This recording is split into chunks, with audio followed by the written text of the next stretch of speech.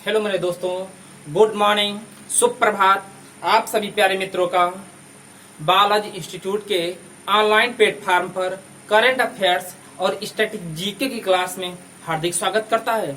आज की क्लास आप सब लोगों के लिए अति महत्वपूर्ण है, तो सभी लोग उठा लीजिएगा अपने कॉपी और पेन को और आज की क्लास मेरे साथ अच्छे से नोट करिएगा। आपको अवश्य निश्चित 1 नंबर कम से कम दिला करके ये क्लास जाएगी। आज का मोटिवेशनल कोड है हथेली पर रख कर नसीब, हथेली पर रख कर नसीब, तू क्यों अपना मुकद्दर ढूंढता है, तू क्यों अपना मुकद्दर ढूंढता है।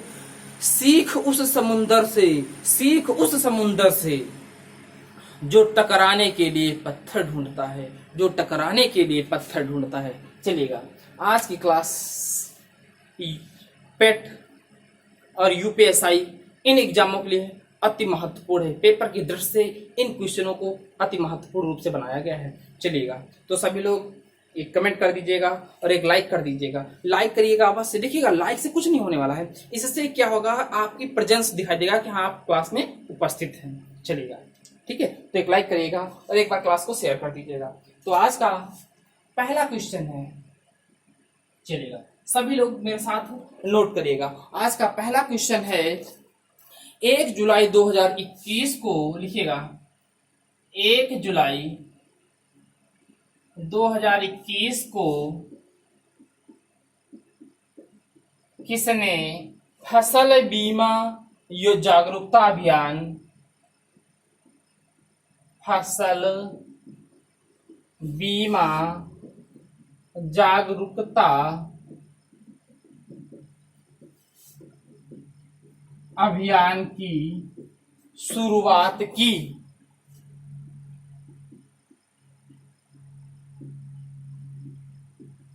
अब मेरी बात को सुनिएगा। बात किसकी हो रही है? बात हो रही है फसल बीमा योजना अब जागरूकता अभियान की। अब मेरी बात को सुनिएगा। यह क्वेश्चन मैं यहाँ पर कई योजनाओं का जो है जिक्र करने वाला हूं। आप इस क्लास को बस अच्छे से सुनते रहेगा, अवश्य आपको अच्छे नंबर दिलाएगी क्लास। एक मिनट,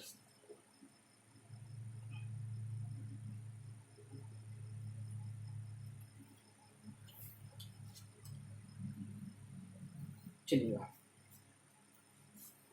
तो आज का क्वेश्चन है, अब बात आएगी कब की? 1 जुलाई 2021 को। अगर आपसे यह पूछा जाता है इसकी शुरुआत कब हुई, तो आप कहेंगे कब सर इसकी शुरुआत हुई थी? 1 जुलाई 2021 को। किसने इसकी शुरुआत अभियान की? नरेंद्र सिंह तोमर। लिखिएगा, नरेंद्र सिंह तोमर। अब सर आप कहेंगे सर ये बताइएगा फसल बीमा जागरूकता अभियान की जो है शुरुआत किसने की है? नरेंद्र सिंह तोमर। तो ये नरेंद्र सिंह तोमर हैं कौन? आप कहेंगे ये देखिए, जो नरेंद्र सिंह तोमर हैं ये भारत के कौन है? कृषि मंत्री है। नोट कर लीजिएगा, ये कौन है? कृषि मंत्री है। अब मेरी बात को सुनिएगा अच्छे से, ठीक है। अब आपसे यह पूछा जाएगा जो फसल बीमा जागरूकता अभियान है किसके अंतर्गत आता है, अर्थात किस योजना के अंतर्गत आता है? तो अमृत महोत्सव एक कौन है? उत्सव मनाया जा रहा है, एक प्रकार का अभियान चल रहा है अमृत महोत्सव, उसका एक भाग है। देखिएगा, बात किसकी चर्चा कर रहे हैं हम लोग? अमृत महोत्सव की। अब मेरी बात को सुनिएगा, जो अमृत महोत्सव है, ठीक है, अगर पूछा जाए ये अमृत महोत्सव क्यों मनाया जा रहा है? क्योंकि आजादी की कौन सी वर्षगांठ मनाई जा रही है? 75वीं। आजादी की 75वीं वर्षगांठ मनाई जा रही है किसके रूप में? अमृत महोत्सव के रूप में। तो आप यहाँ पर लिख लीजिएगा, क्या लिखेंगे? आजादी, आजादी की कितने वर्ष? 75वीं वर्षगांठ मनाई जा रही है एक प्रकार से। किसके रूप में? अमृत महोत्सव के रूप में। इसके अंदर मतलब अर्थात इसी की एक योजना है या इसका एक भाग है, कह लीजिए एक इसका भाग कौन है? फसल बीमा योजना। कौन? फसल बीमा योजना। देखिएगा, जो फसल बीमा योजना है ये किसका एक भाग है? अमृत महोत्सव का। अमृत महोत्सव क्या है? आजादी की 75वीं वर्षगांठ मनाई जा रही है। अब आपसे पूछा जाएगा फसल बीमा योजना कब स्टार्ट हुई थी? बताइएगा, फसल बीमा योजना कब स्टार्ट हुई थी? 13 जुलाई 2016 को। कब स्टार्ट हुई थी? 13 जुलाई 2016 को ये क्या हुई थी, स्टार्ट हुई थी। अब आपसे ये पूछा जाएगा कि फसल बीमा योजना के लिए, देखिए यहां से क्वेश्चन क्या पूछा था फसल बीमा योजना से, आपसे ये नहीं पूछा जाएगा फसल बीमा योजना कब स्टार्ट हुई थी, आपसे यहां से क्वेश्चन ये पूछा जाता है फसल बीमा योजना के अंतर्गत जो प्रीमियम राशि है, क्वेश्चन यहां से पूछा जाता है फसल बीमा योजना के अंतर्गत किसकी, प्रीमियम राशि। अब आपसे बात है कि सर प्रीमियम राशि, इसमें 3 चीजें आती हैं, कौन कौन सी, पहली है रबी की फसल, किसकी, रबी की, रबी की फसल के लिए कितना प्रीमियम राशि है, कहेंगे आप 1.5%। और अगला अगर आपसे पूछा जाता है बताइएगा खरीफ की फसल के लिए, खरीफ की फसल के लिए प्रीमियम राशि कितनी रखी गई थी, 2%। और क्या, नगदी फसल, नगदी या इसे क्या कहते हैं बागवानी के लिए कितना था, 5% था। आप तो इन पर स्टार बना लीजिएगा भैया। आपसे पूछा जाएगा फसल बीमा योजना के अंतर्गत खरीफ की फसल के लिए प्रीमियम राशि का लक्ष्य कितना, या प्रीमियम राशि कितने प्रतिशत रखी गई थी, तो आप कितने परसेंट बताएंगे, आप कहेंगे 5%। ठीक है, यहां तक कोई दिक्कत किसी को नहीं, चलिएगा मैं ये मिटा देता हूं। अब मेरी बात को सुनिएगा अच्छे से, अब एक नोट करिएगा, मैं यहाँ पर कई कुछ योजनाओं कराने वाला हूँ, योजनाएं लिखाने वाला हूँ, आप लिखिएगा। 1 नंबर आपको अवश्य इस प्रश्न से मिलेगा, सुनिएगा मेरी बात को। आपसे पूछा था किसान योजना, कौन सी, किसान योजना। अभी मैंने कल भी बताया था किसान योजना कब स्टार्ट हुई थी, बताइएगा किसान योजना कब स्टार्ट हुई थी, 24 फरवरी 2019 को। कब स्टार्ट हुई थी, क्या कहेंगे, 24 फरवरी 2019 को क्या हुई थी, किसान बीमा मतलब किसान योजना स्टार्ट हुई थी। अगर आपसे पूछा जाए किसान योजना में होता क्या है, तो मैंने कल बताया था इसमें क्या होता है, 2-2 हजार रुपए की किस्त साल में कितनी दी जाती हैं, 3 किस्तें, अर्थात 2-2 हजार रुपए की 3 किस्तें दी जाती हैं। कुल मिलाकर के कुल कितने रुपए दिए जाते हैं एक साल में, 6,000 रुपए में। यदि पूछा जाए किसान योजना का दूसरा नाम क्या है, तो आप कहेंगे कृषक सम्मान निधि योजना है, कह सकते हो, लिखिएगा कृषक सम्मान निधि योजना। अगर आपसे पूछा जाए कृषक सम्मान निधि योजना क्या है, तो आप बताएं कब स्टार्ट हुई थी, मतलब क्या है, तो आप बताएंगे जिसमें क्या होता है, किसानों के सम्मान के लिए 2-2 हजार रुपए की कितनी किस्तें साल में, 3 किस्तें दी जाती हैं। ठीक है, अर्थात प्रत्येक 4 माह में 1 किस्त दी जाती है। अगर आपसे क्वेश्चन ये पूछा था, मैंने कल भी बताया था, मृदा स्वास्थ्य कार्ड किस राज्य द्वारा स्टार्ट किया गया था, राजस्थान के। कहां से स्टार्ट हुआ, सूरतगढ़ गंगा नगर से स्टार्ट हुई थी। ठीक है, अच्छा बताइए, अगर आपसे पूछा जाता है मृदा स्वास्थ्य कार्ड का ध्येय अर्थात इसकी थीम क्या थी, इसकी थीम थी स्वस्थ धरा खेत हरा। ठीक है, चलेगा। अगला क्वेश्चन आप बताइएगा, अगर आपसे पूछा जाए कृषक बंधु योजना, ये कृषक सम्मान निधि योजना था। अब आपसे पूछा जाएगा कृषक बंधु योजना किस राज्य के द्वारा स्टार्ट हुई थी, किसने स्टार्ट की थी, पश्चिम बंगाल, वेस्ट बंगाल के द्वारा यह स्टार्ट की गई थी। इसमें किसने स्टार्ट की थी भैया, बताइएगा। पश्चिम बंगाल का मुख्यमंत्री कौन है, ममता बनर्जी, लिखिएगा। ये क्या है, सीएम है वर्तमान। अब मेरी बात को सुनिएगा, जो ममता बनर्जी थी हाल ही में क्या हुए, वेस्ट बंगाल पश्चिम बंगाल में चुनाव हुए थे विधानसभा के, तो ममता बनर्जी क्या नंदीग्राम सीट से चुनाव लड़ी थी, परंतु ये चुनाव अपना हार गई थी। लेकिन है क्या, ये मुख्यमंत्री है। ठीक है, वर्तमान में क्या है, मुख्यमंत्री है, कहाँ की, वेस्ट बंगाल की। ठीक है, तो इस कृषक बंधु योजना में क्या हुआ था, मैंने बताया था, बताइएगा, पिछली क्लास में मैंने पढ़ाया था कई क्लासों पहले। क्या, पैसा डबल, अर्थात पैसे को क्या कर दिया गया, डबल। इस योजना को पहले कितने रुपए इसमें थे, 5,000 रुपए को, तो अब इसमें क्या कर दिया गया, रुपए को दोगुना करके अर्थात क्या कर दिया गया है, 10,000 रुपए पर ईयर कर दिया गया है। ठीक है, यहां तक बताओ। अब पहला क्वेश्चन आपका समाप्त हो जाता है, यहां तक नहीं ना दिक्कत। किसान योजना कब स्टार्ट हुई थी, 24 फरवरी 2019 को स्टार्ट हुई थी। यदि पूछा जाए कृषक सम्मान निधि योजना के अंतर्गत क्या होता है, तो किसानों के सम्मान के लिए अर्थात किसानों को 2-2 हजार रुपए की 3 किस्तें साल में दी जाती है, अर्थात कुल मिलाकर के 6,000 रुपए दिए जाते हैं। कृषक बंधु योजना किस राज्य की योजना है, तो आप कहेंगे वेस्ट बंगाल की। यही योजना पूछा जाता है आपसे, यही पूछा जाएगा। ठीक है, यहां तक किसी को दिक्कत नहीं ना? चलेगा। आज का दूसरा क्वेश्चन है,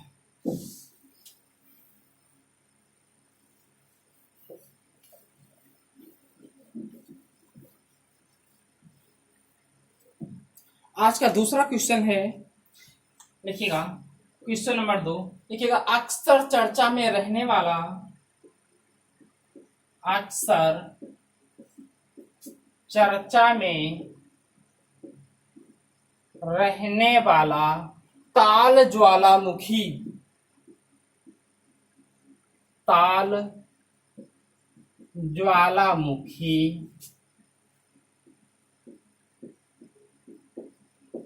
किस देश में स्थित है? आप बताइएगा, आपसे क्वेश्चन पूछा गया है अक्सर चर्चा में रहने वाला ताल ज्वालामुखी। नोट करिएगा, इस क्वेश्चन में जितने भी विश्व के हैं, जितने भी ज्वालामुखी इंपॉर्टेंट हैं, मैं सारे नोट करा दूंगा। बस आप इस क्लास को अच्छे से पढ़ते रहिएगा और शेयर कर दीजिएगा। तो बात किसकी हो रही है? चर्चा में रहने वाला ताल ज्वालामुखी। तो किस देश में है? तो आप कहेंगे फिलीपींस में है। किस देश में है ये? तो आप कहेंगे फिलीपींस में है। ठीक है, अगर आपसे पूछा जाए तो ताल ज्वालामुखी किस देश में स्थित है, आप कहेंगे फिलीपींस में। अब बताओ क्वेश्चन, फिलीपींस की राजधानी क्या है? फिलीपींस की राजधानी क्या है? मनीला। क्या है राजधानी? मनीला है। अब एक क्वेश्चन और बताओ आपसे एक क्वेश्चन यहां से पहले ये बताइएगा, ज्वालामुखी मैं अभी नोट करा रहा हूं जितने भारत के विश्व के इंपॉर्टेंट ज्वालामुखी। पहले एक क्वेश्चन ये बताओ, ज्वाला जो मनीला है ये किसका केंद्र है? अर्थात किस अंतरराष्ट्रीय मतलब चीज का एक केंद्र बना, मतलब क्या बनाया गया है? आपका मुख्यालय बनाया गया है मनीला। बताइएगा। तो नोट करिएगा, जो क्या है? अंतरराष्ट्रीय चावल अनुसंधान केंद्र। कहाँ है? विश्व का चावल अनुसंधान केंद्र कहाँ स्थित किया गया? इसका मुख्यालय मनीला में। लिख लीजिएगा सभी लोग, अंतरराष्ट्रीय चावल अनुसंधान केंद्र कहाँ है? मनीला। भैया स्टार लगा लो इस क्वेश्चन पे, आपको अवश्य 1 नंबर दिलाएगा। जितने भी विश्व के ज्वालामुखी है मैं सारे कराने वाला हूं। आपसे पूछा जाएगा अंतरराष्ट्रीय चावल अनुसंधान केंद्र कहाँ स्थित है, तो फिलीपींस मनीला में कहेंगे। अगर आपसे ये पूछा था अंतरराष्ट्रीय नहीं, क्या पूछा जाए? ये पूछा जाए राष्ट्रीय चावल अनुसंधान केंद्र कहाँ स्थित है। बताइएगा, भारत में चावल अनुसंधान केंद्र कहाँ स्थित है? बताइएगा, कटक। कहाँ कहेंगे? कटक, उड़ीसा। लिखिएगा, कहाँ स्थित है? कटक। कटक कहाँ है? उड़ीसा में। ठीक है, अब यहां तक किसी कोई दिक्कत हो बताओ भैया। अब अगला क्वेश्चन आपसे यह पूछा जाएगा, जो कटक है शहर है, यह किस नदी के किनारे स्थित है? तो लिख लीजिए, किस नदी के किनारे स्थित है? महानदी के किनारे स्थित है। भैया किस नदी के किनारे? महानदी के किनारे स्थित है। ठीक है, यहां तक कोई दिक्कत नहीं? दिक्कत ना। अगर आपसे एक क्वेश्चन और पूछ लिया जाए, ठीक है, क्या पूछा जाता है? एशिया का नोबेल पुरस्कार किसे कहा जाता है? बताइएगा। तो आप कहेंगे रेमन मैग्सेस अवार्ड को क्या कहा जाता है? एशिया का नोबेल पुरस्कार कहा जाता है। अब लिखिएगा, आप सभी लोग मेरे साथ नोट डालिएगा, सारे विश्व के जितने भी पूछे जाने वाले हैं सारे लिख लीजिएगा। क्या? ज्वालामुखी लिखिएगा, नोट डालिएगा भैया और लिखिए मेरे साथ। अगर आपसे पूछा जाता है विश्ववियत ज्वालामुखी कहाँ स्थित है? लिखिएगा, विश्ववियत ज्वालामुखी। अगर विश्ववियत ज्वालामुखी पूछा जाए कहाँ स्थित है, तो आप कहेंगे इटली में। और पूछा जाए एटना ज्वालामुखी कहाँ स्थित है, तब भी आप कहेंगे कहाँ स्थित है? इटली में। ये कहाँ स्थित भैया? इटली। आप सब लोग कमेंट करके बताइएगा इटली की राजधानी क्या है। और पूछा जाए एटना ज्वालामुखी, ये भी कहाँ है? इटली में है। ठीक है, 1 2 तीसरा लिखिएगा, बहुत पूछा जाता है। आपसे पूछा जाएगा स्ट्राम्बोली ज्वालामुखी कहाँ स्थित है? स्ट्राम्बोली ज्वालामुखी कहाँ स्थित है, लिख लीजिएगा भूमध्य सागर का। इसे क्या कहा जाता है बताइएगा, स्ट्राम्बोली ज्वालामुखी को क्या कहा जाता है, भूमध्य सागर का प्रकाश स्तंभ कहते हैं, लिख लीजिएगा भूमध्य सागर का प्रकाश स्तंभ। आपसे ये पूछा जाएगा भूमध्य सागर का प्रकाश स्तंभ किसे कहा जाता है, तो आप कहेंगे स्ट्राम्बोली ज्वालामुखी को। ठीक है, अब बताइएगा बैरन द्वीप ज्वालामुखी कहाँ स्थित है, बैरन द्वीप ज्वालामुखी कहाँ स्थित है, यही भारत का एकमात्र सक्रिय ज्वालामुखी, नोट कर लीजिएगा, भारत का एकमात्र सक्रिय ज्वालामुखी कौन है, बैरन द्वीप ज्वालामुखी है। अगर आपसे पूछा जाए यह कहाँ स्थित है तो बताएंगे अंडमान निकोबार द्वीप समूह पर, लिख लीजिएगा अंडमान निकोबार द्वीप समूह पर स्थित है। अगला पांचवा ज्वालामुखी लिखा है विश्व का, भैया ये बहुत पूछे जाते हैं, बताइएगा अगर पूछा जाए किलिमंजारो, ठीक है, किस महाद्वीप की, किलिमंजारो किस महाद्वीप की सबसे ऊंची चोटी है बताओ, तो आप बताएंगे अफ्रीका की। ठीक है, इस किलिमंजारो जो है कहाँ की है, अफ्रीका। या आपसे ये पूछ लिया जाए किलिमंजारो ज्वालामुखी कहाँ स्थित है, बताओ, लिखो किलिमंजारो ज्वालामुखी, तो आप कहेंगे अफ्रीका में स्थित है। और एक अफ्रीका से क्वेश्चन बनेगा, किलिमंजारो की सबसे ऊंची चोटी, क्या अफ्रीका की सबसे ऊंची चोटी क्या है, बताओ आप लोग कमेंट में। ठीक है, यहां तक बताइएगा। आपको 5 मैंने ज्वालामुखी लिखा है, इसमें भी आप स्टार बना लो किन क्वेश्चन पर, एटना ज्वालामुखी, विश्ववियत ज्वालामुखी, बैरन ज्वालामुखी और स्ट्राम्बोली, इतनी चारों को आप अवश्य याद कर लीजिएगा, 1 नंबर आपको दिला के जाएगा ये क्वेश्चन।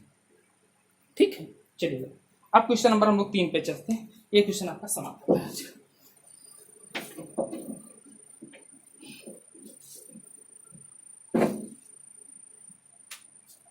यहां तक किसी कोई दिक्कत हो बताओ, आपसे यह पूछा जाता है, बताओ क्वेश्चन नंबर 3। क्वेश्चन नंबर 3 है 1 जुलाई 2021 को एसबीआई ने कौन सी वर्षगांठ मनाई, लिखिएगा 1 जुलाई 2021 को SBI, state bank of India, ठीक है, ने कौन सी वर्षगांठ मनाई, बताओ, लिखिए भैया मेरे साथ, बताओ किसने, एसबीआई ने। अगर पूछा जाए कौन सी वर्षगांठ मनाई है, कब, 1 जुलाई 2021 को, तो आप बताएंगे 66वीं है, कौन सी है, 66वीं। अब मेरी बात को सुनिएगा अच्छे से, एसबीआई जो भारतीय स्टेट बैंक इंडिया है, ठीक है, स्टेट बैंक ऑफ इंडिया है, इसका नाम कब पड़ा, इसकी स्थापना कैसे होती है, मेरी बात को सुनिएगा, बस आप अच्छे से सुनिएगा, देखिएगा होता क्या है। बात है 1806 की। 1806 में एक बैंक की स्थापना की गई, उस बैंक का नाम है बैंक ऑफ कोलकाता, लिखिएगा बैंक ऑफ कोलकाता की स्थापना कब होती है, 1806 में। फिर क्या होता है, एक दूसरी बैंक का स्थापना की 1840 में, दूसरी बैंक की स्थापना की जाती है, उस बैंक का नाम है बैंक ऑफ बॉम्बे। फिर एक और बैंक की स्थापना की जाती है, कब, 1843 में, उस बैंक का नाम है बैंक ऑफ मद्रास। अब मेरी बात को सुनिएगा, 1806 में बैंक ऑफ कोलकाता की स्थापना की गई, 1840 में बैंक ऑफ बॉम्बे की स्थापना की गई और 1843 में बैंक ऑफ मद्रास की स्थापना की गई। फिर क्या होता है देखिएगा, इन तीनों बैंकों को मिलाया गया आपस में, इन तीनों को मिला करके कब की बात है, 1921 में।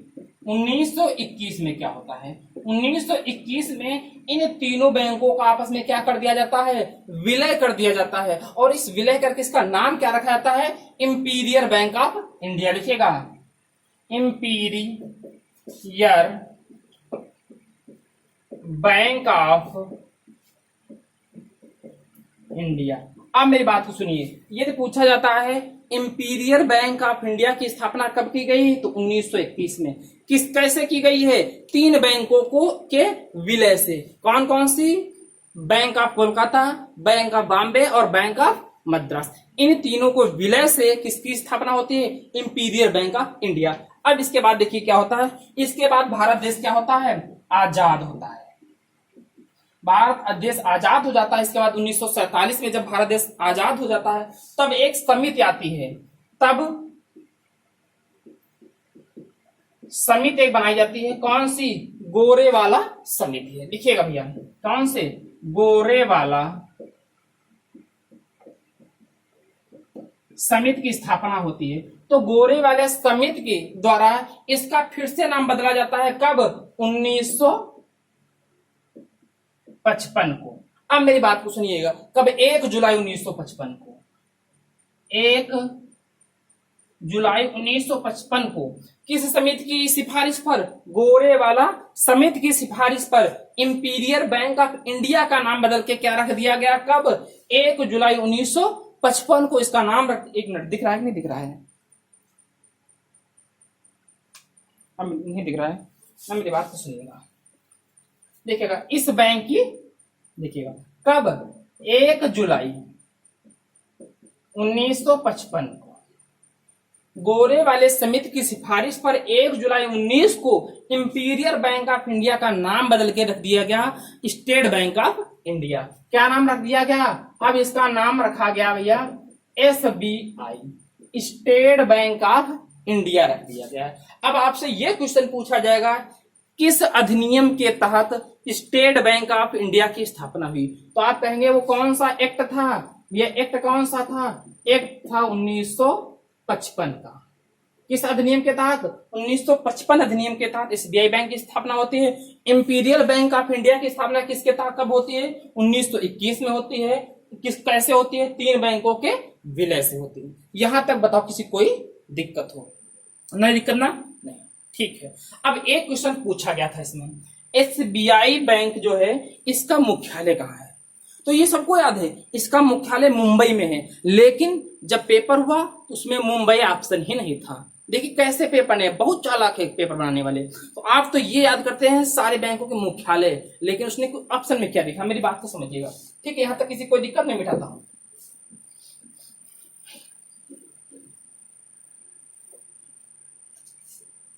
नोट करिएगा, देखिएगा क्या होता है SBI का, क्या पूछा उसने, मुख्यालय, तो आपने बताया मुंबई, लेकिन मुंबई ऑप्शन में ही नहीं था। तो फिर ऑप्शन में क्या था, ऑप्शन में था नरीमन पॉइंट। तो देखिएगा क्या आपने नरीमन पॉइंट, और आप पढ़ते पढ़ते परेशान हो गए कि सर ने बताया नहीं। सर ने तो क्या बताया था कि मुंबई ही मुख्यालय, हाँ मुंबई ही मुख्यालय है, लेकिन मुंबई में भी कहा, जिस क्षेत्र में स्थित है उसका नाम है नरीमन पॉइंट, ठीक है। जहां तक पेपर वाला जाएगा हम आपको वहां तक लेके चलेंगे, बस आप सीधा से इस क्लास को पढ़ते रहिएगा, ठीक है। अगर आप पूछा जाए इसके वर्तमान में क्या चेयरमैन कौन है, तो क्या कहेंगे आप, दिनेश खारा। कौन है, दिनेश खारा। इसके क्या है वर्तमान में, चेयरमैन है, लगा लो स्टार भैया। ये दो भैया क्वेश्चन यहाँ पर अति महत्वपूर्ण है SBI बैंक के लिए, ठीक है। अगला क्वेश्चन आपसे ये पूछा जाएगा, 2017 में कितनी बैंकों का विलय हो गया SBI में, देखिएगा लिख लीजिएगा। और 2017 में क्या होता है, 7 बैंकों का क्या होता है, विलय, किसमें, SBI में, ठीक है। अब बताओ क्वेश्चन नंबर तीसरा आपका कंप्लीट हो गया पूरा, यहां तक किसी कोई दिक्कत नहीं ना। देखिएगा ये क्वेश्चन भी आपके पेपर की दृष्टि से अति महत्वपूर्ण है, आप खुद समझ सकते हैं कि पेपर में कैसे मैंने आपको बताया है। बस आप इस क्लास को शिद्दत से पढ़ते रहिएगा, मैं आपको ये वादा करता हूं आपको यह क्लास GS के अंतर्गत अच्छे से अच्छे नंबर दिला के जाएगी। बस आप इस क्लास को अच्छे से पढ़ते रहिएगा, चलिएगा।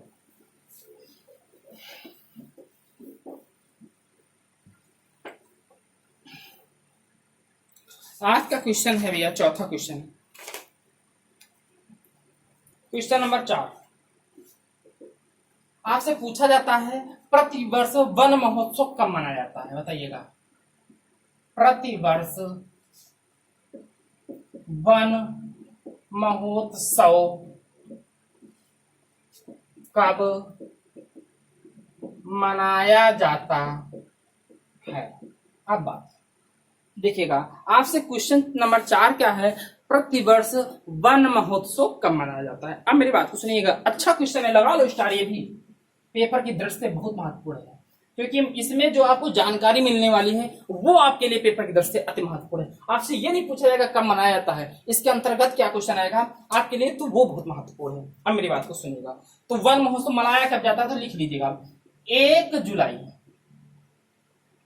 से 7 जुलाई तक क्या मनाया जाता है, वन महोत्सव। ठीक है, ये क्या मनाया जाता है, वन महोत्सव मनाया जाता है। अब आपसे पूछा यह जाएगा वन महोत्सव का 2021 में किसने शुभारंभ किया था। वन महोत्सव 2021 का शुभारंभ किसने किया, तो प्रकाश जावड़ेकर ने। किसने किया था, लिख लीजिएगा, प्रकाश जावड़ेकर। अब बताओ प्रकाश जावड़ेकर वर्तमान में कौन से मंत्री हैं, तो आप कहेंगे भारत के पर्यावरण मंत्री हैं। देखिएगा कौन से मंत्री हैं, पर्यावरण। और कौन से मंत्री हैं बताइएगा, एक मंत्री के पास और पद है वो बताइएगा। आप मेरी बात को सुनिएगा, नोट डालिएगा, कितनी जानकारी इसमें मिलने वाली है। अब मेरी मुख्य जानकारी आपको मिलने वाली है, इससे आप नोट करिएगा। आपसे क्वेश्चन ये पूछा जाता है, ठीक है, क्या पूछा जाएगा कि अंतरराष्ट्रीय जैव विविधता दिवस कब मनाया जाता है। लिखिएगा इंटरनेशनल, लिखिएगा अंतरराष्ट्रीय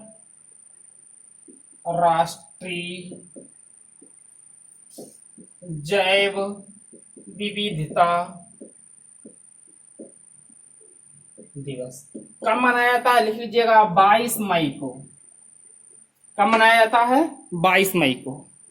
ठीक है, तो ये क्वेश्चन नंबर 4 आपका छोटा था, यहाँ पर समाप्त हो गया। अगला क्वेश्चन नंबर 5,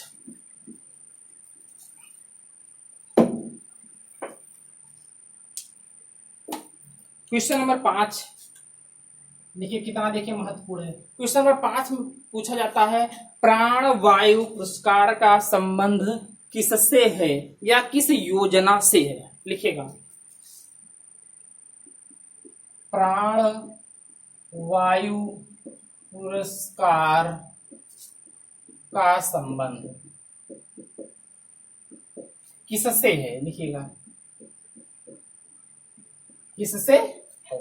अब मेरी बात को सुनिएगा, बात किसकी चल रही है, प्राण वायु पुरस्कार की। इसका संबंध किससे है, लिख लीजिएगा अंकुर योजना से।